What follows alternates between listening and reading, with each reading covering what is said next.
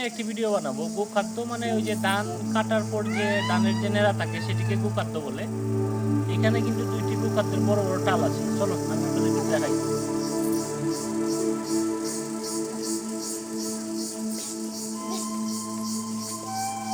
এই হচ্ছে একটি গোখাদ্যের টাল।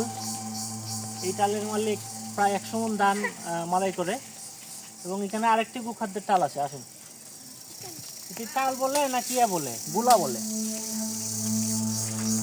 এই হচ্ছে আরেকটি বড় গোখাদ্যের বড় একটি গোলা, বেলা গোলা যাই বলে না কেন। এটার যে মালিক উনি 1000 মণ ধান মাড়ায়। এবং এখানে প্রায় আপনার 10 কেয়ার জায়গার উপরে কিন্তু এই গোলাটা তৈরি করা হয়েছে। বিশাল বড়, এখানে প্রায় 100 গরু আছে।